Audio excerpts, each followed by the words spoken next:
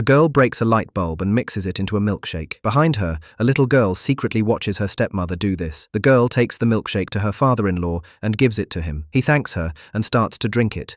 But the little girl runs to stop him. She says, "Don't drink this. Something is mixed in it." The stepmother scolds her. "What are you doing?"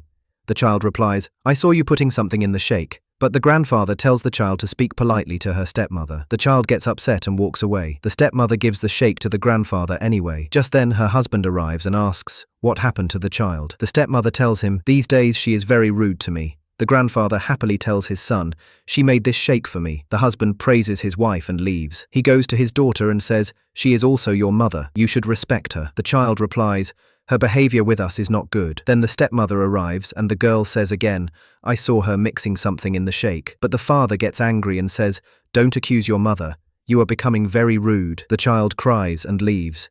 She goes to her grandfather and asks if he needs anything.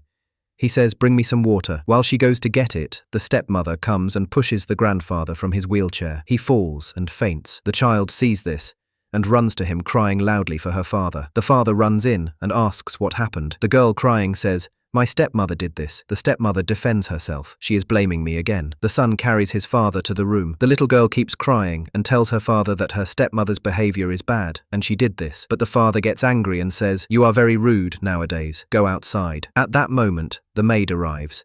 She shows him a video on her phone. When the father sees it, he realizes his daughter was telling the truth. He apologizes to her. Then his wife comes in. The husband says, "Now I know your reality." The stepmother says, "What do you mean?" He shows her the video.